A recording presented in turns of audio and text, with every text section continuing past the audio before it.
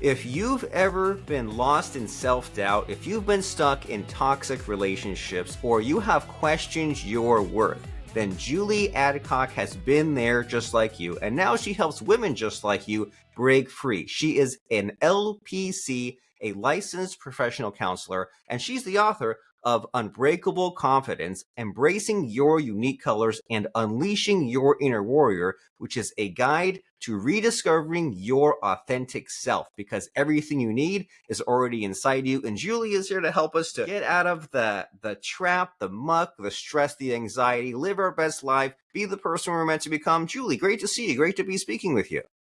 It's good to be here. Thank you. Yeah, you're very welcome. And what did I leave out of that introduction? What are you all about? What's your focus and passion?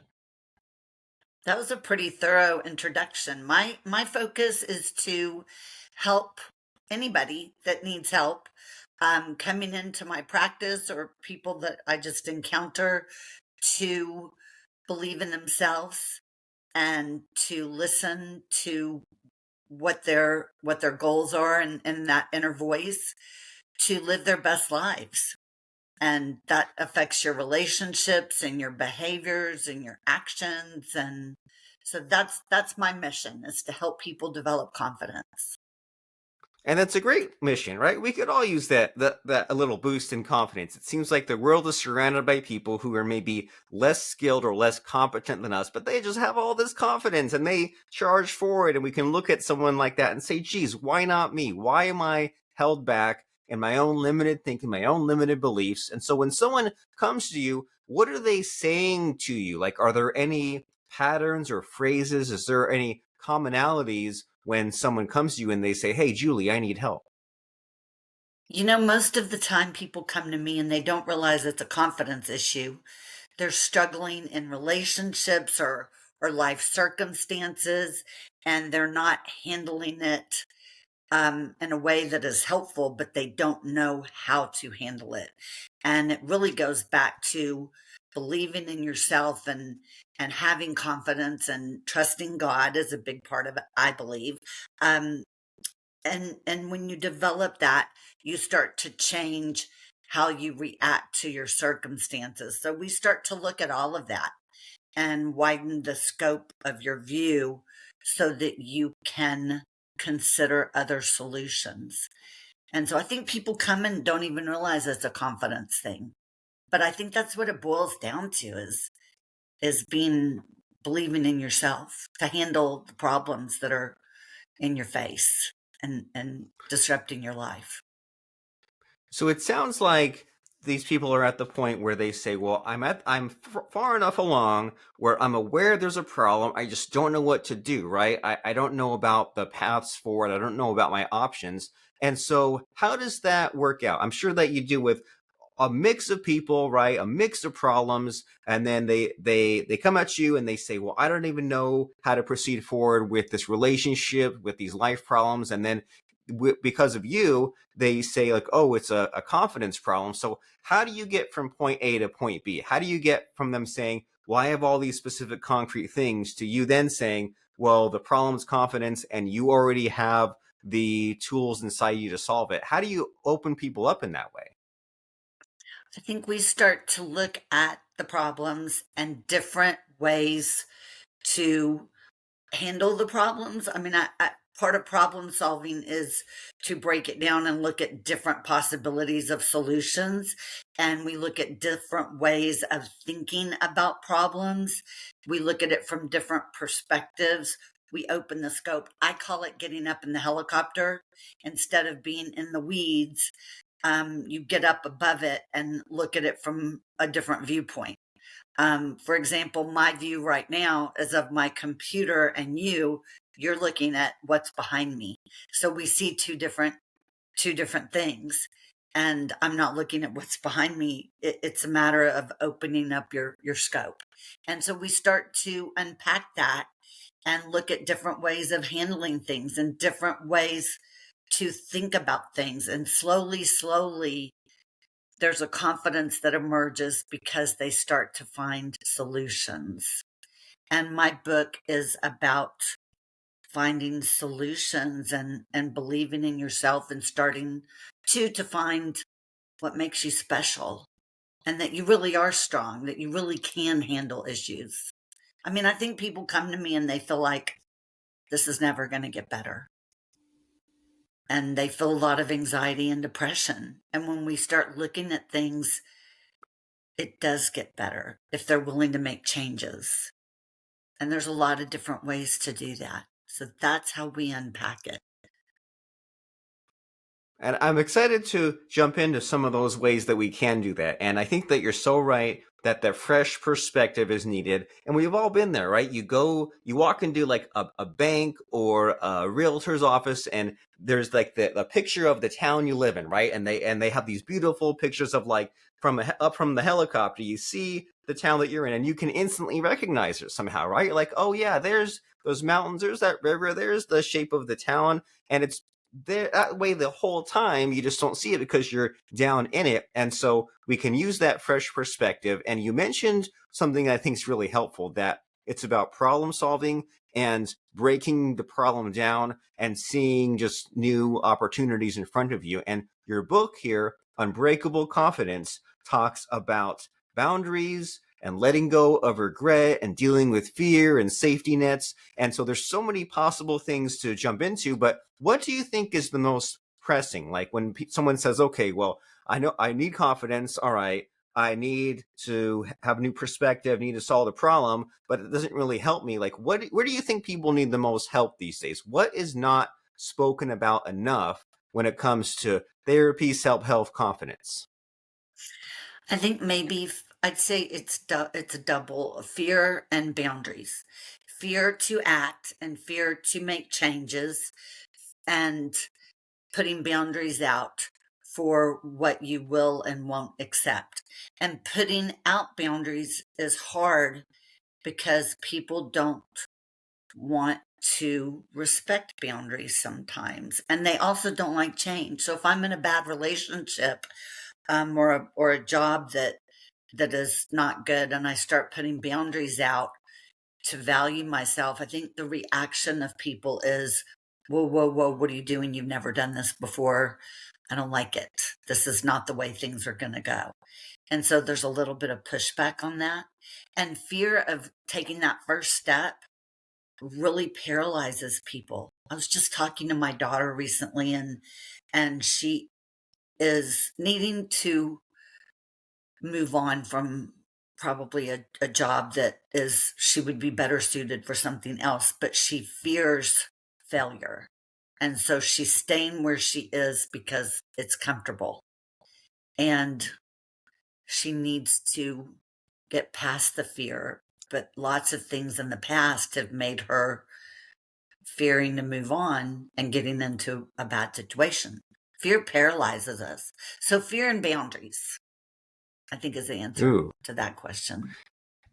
And that's relatable, being comfortably miserable in many ways and saying, well, I've got this job, which I really don't like, but I don't want to make my life worse. And just based on the data of my life experience so far, I'm not sure that I believe that there's something better for me, especially after the difficulty that might ensue in quitting that job, maybe moving, maybe finding a new job. There's a lot of awkwardness to come in the future to get past it. And that's relatable in many ways, right? A job, a breakup, moving somewhere else, life change. And so, I mean, what's the secret? Like you said, there's fear and boundaries, but like, okay, you say that we put up boundaries and we're afraid to do it, and people might react. And like, how do we set up proper boundaries? And even like, what is a boundary? I think a boundary is an expectation that you put out there of what you want, what you expect as far as the treatments of from others. And it's easy to become angry, and becoming angry and handling it, putting out boundaries in a way that's attacking, will offend people. So putting it out there in a way that people understand why you're doing what you're doing, and in a way that is assertive as opposed to aggressive or being passive, and non bending, is saying, well, I'm not going to bend on this. This is what I expect. that's hard. And putting it out, there's a way to put it out there, and there's wrong ways to put it out there because if you attack people, they're going to get defensive and nothing gets accomplished. So being diplomatic and resolute in what you want and why you want it is important. And it's very difficult to make changes. But when people do it, things start to change and they start to see their own power in putting boundaries out there, and they grow more confident. And so confident is kind of it's like a extra advantage of getting past the fear and putting boundaries out there. And the more you do it, the more you get. The more boundaries I put, the more things that I accomplish, the goals that I try to reach because I'm not fearful anymore, develop confidence, and then more comes and more comes and more comes, and I become more and more confident. I can definitely see how, if only you could break through, right? Pierce the veil and say, set up some simple boundaries and see how that increases your confidence. And then the increased confidence will then lead to greater achievements, and it can grow from there. And you mentioned some interesting, helpful keywords. And I'm still trying to digest it, because you say that there's fear within us and then perhaps anger from outside when we set up those boundaries. And you said that there's the choice of either being passive or aggressive, which are two extremes that we don't want to do. And we instead want to be assertive. And so, what does assertiveness mean? If we set a boundary, do you have like a good example of like what that might be and how we might present it so that way it actually works? I think, well, I have a client right now who tends to, she's not, she's more passive and she doesn't like conflict. And there's a lot of people that don't like conflict. So speaking up and and saying what you're willing to do and not do, the pushback with that is that people that she's involved with aren't agreeing to her terms. And so she's learning to stand her ground and continue to speak up and repeat what it is that she wants and not give in to what she doesn't want. And so I think that's where it's at is being putting out boundaries and being assertive is stating what you want, and if needed, restating what you want, and then you restate what you want, and you restate what you want again if you and what you need. And so I think Right. that's I the way like we it. set boundaries. And is it safe to say that maybe this is all in the spirit of decoupling the emotion from the action? Like the way that you explain it, you see usually the word diplomatic before. It seems kind of almost like business-like, right? You say, hey, here are the terms. Here's what I want. If you're not adhering to the terms, then let me tell you again, here's how I want it to be. I think it's, I use cognitive behavioral therapy, which says that our thinking, our feelings, and our behavior are all very interrelated. And so, yes, I think when you're setting boundaries, you do have to decouple away from the emotion. But I think then you gain confidence and your feelings change because you gain confidence. It's all related, but I do think there's an art in putting boundaries out there with people. And sometimes it requires being diplomatic and businesslike. And that's hard because your emotions may be telling you something different. But our Ooh. emotions and our thinking very much determines our actions and how we behave. So it's about changing your thinking and approaching things differently. So it's related. And then sometimes you have to think rationally instead of emotionally. We do that a lot in therapy because we think a lot with our emotions. Well, let's look at this rationally and separate from the emotion. And then how do we act accordingly? I like that. I can see how changing our thinking and our feelings can lead to better behaviors and just better outcomes in general, right? So that the emotions serve us, but they're not in the driver's seat. And I think we all get stuck in those ways, right? We get stuck in weird stories and phrases and just kind of like knee-jerk reactions. And if we want to continue on that path, well, then we might continue to be miserable and have the same results. But if we can have a new, fresh perspective, new, enlightened way of thinking, then we can enjoy some fantastic benefits. And do you ever see ways where the boundary setting can go wrong? Because I heard something about boundaries once that said, like, boundaries are a lot more for me than for you, right? Like, I don't want to just intrude on what you're doing. It's more of what limits me and what I don't want to do. But when people set boundaries, do they set like too many, or is it overreaching, or like, where do you see wrong about people either misunderstanding boundaries or just implementing them incorrectly? That does happen. And I think then it's time to pull back and change your approach, or you change your boundaries in that, there's some non-negotiables, but there's relationships are a negotiation. Every relationship is a negotiation. And you know how you feel, you don't necessarily know how the other person feels. Communication is important, and so I think you have to work together in relationships and work on compromise. And does that mean changing boundaries? It may mean compromising and changing the way you put things forward. There's some boundaries that are absolutely non-negotiable, and you can decide what those are. I Ooh. talk to people a lot about when they're looking for a relationship, is figuring out what your top things are that you need in a relationship and what your absolute non-negotiables are. But you also don't want that list to be too long because it's unrealistic. Right, but you do want to have some kind of a form, a shape of the do's and don'ts, because otherwise it seems like, if you, in the same way, if you don't have a life plan, or you're in the car, you don't have a destination, you'll just end up somewhere, anywhere, right? And that might just be what someone else decides for you, and we don't want that, do we? We don't want that, the momentum, or they call it a situationship, I think the kids do, right? Where you just end up like you're with some partner just because you happen to be with them, and then and years pass, or you're in some town, you're in some job, and you're just there just because you were there 5 years ago, 10 years ago. And why not instead go for it and decide what you want? And I know that your book also deals with this idea of regret and letting go of regret, and I find that really interesting, because some of us are still stuck on things from 10, 20, 30 years ago, or even more. So what do you have to say about regret and helping us getting over it?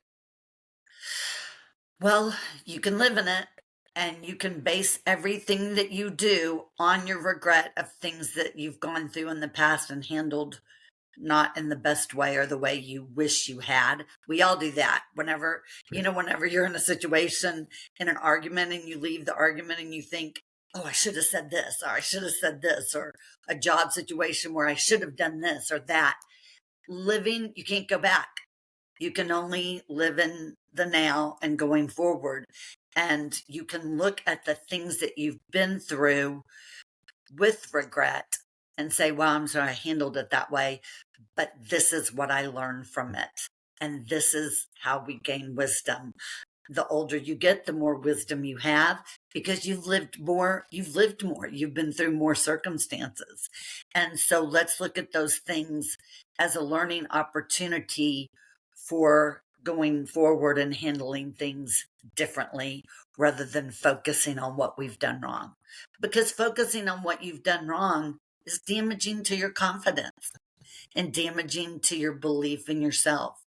And so look at it in a way that is to your advantage. I like it. Focus on the solution, not the problem, right? You can choose that all that accumulated wisdom is that baggage that holds you back, or are those the learning experiences, so that now you've been in these different circumstances and you can proceed differently. Well, Miss Julie, I feel like this has been like a mini therapy session with you and me. I've learned so much, but we've only just met, and I want to make sure that we focus on what really energizes you, right? What people really need to know. And so, in this conversation we're having, is there a missing, hidden, invisible question that I should be asking you? I just don't know what to ask you. I think, I guess to that, I would say, what is to, if you're struggling and you need help and you're not feeling confident and your life is unhappy or you're feeling depression and anxiety, you don't have to live in it. You don't have to live in it. Find help, whether that be a professional counselor, someone at your church. Go to church. Find being a Christian and believing in God is a great compass guidance system for me, and find that relationship with God. I would encourage everybody to, and if you don't know how to do that, talk to someone who does know how to do it, who has a relationship with God, and find the help you need, because you don't have to live this way. Life is short. We're only given one life, and you're capable of so much if you have that confidence What a to, great message. Yeah. You have yeah, that confidence, the tools exist. I love the quote. What would you, it's on a paperweight on my desk, it's right in front of me. What would you attempt to do if you knew you could not fail? If you knew you couldn't fail, and if you had that confidence to do and try things that you wanted to try, to get in a relationship or to get out of a relationship or start a new job or go to school for a new job or move cities, or what would you do if you had the confidence in yourself? I think we have a lot of untapped power and we live our lives that way. Find it. Yes. And in the spirit of that, Miss Julie, what are you currently looking forward to? Since you say we should proceed forward and consider what is possible if we could not fail, what do you have that's exciting on the horizon in the next 6 to 12 months? Well, we just moved. My family just moved out in the country, which was a dream come true. And I hope to write another book and help more people. I love it when I'm in therapy and I see that change in someone's energy and who they are. And I see, and sometimes it's instant and sometimes it takes time. But I like both ways. So to continue to help people, maybe write another book, and just to live in and continue my relationship with God and enjoy my new home. Your new surroundings, your new environment. Well, very nice. Well, very inspiring. And so, as you said, you have this current book, but there'll be another one happening soon. But the current book is called Unbreakable Confidence: Embracing Your Unique Colors and Unleashing Your Inner Warrior. You can go on Amazon.com and search Unbreakable Confidence. You can search Julie Adcock, Adcock, and then your website is julieadcock.com, where you can find all about Miss Julie. You can click over to her Facebook or her LinkedIn, get on her mailing list, or click and find out more about the book. And are those two logical places to go, the book or the website, or are there any other next steps? That's it. No, that is it. Read the book and find your strength and live in your strength. Find it. Everybody has it, and it's just a matter of tapping into it. Yes, you can do it. You can tap into it. And so we've been speaking with Miss Julie Adcock, who is a dynamic speaker, author, and a licensed professional counselor with over 30 years of experience working with adolescents and adults. And her book is called Unbreakable Confidence. And it is all about this idea that you already have everything you need to be who you are truly meant to be. You just have to discover your inner colors and capitalize on them, because there is a warrior inside you waiting to be unleashed. So check out the book. It will take you on a journey of discovering your authentic self and exploring your amazing capabilities. So if you're ready for unbreakable confidence, we have a link to that under the podcast in the show notes. But if you're not there, if you're just driving or listening, then you can search Julie Adcock or Unbreakable Confidence on Amazon and start jumping into this. If you like these ideas, if you're like, so much of what Julie said makes sense, I can be on a better path, I can be happier, more fulfilled, better relationships, including the relationship with myself, you need to check out this book, Unbreakable Confidence by Miss Julie Adcock. And as people are heading there, Miss Julie, it's time for the last part of the show, the scary part where I try to stump you. I try to put you on the spot by asking about a fun quote or lesson that has served you. So what comes to mind as far as a fun quote or lesson? Oh, a quote. Well, I gave you the quote. What would you attempt to do if you knew you couldn't fail? I'm going back to that one. I think is that you're capable of so much and live in your strength. That's another quote is live in your strength. Find your strength and live in your strength.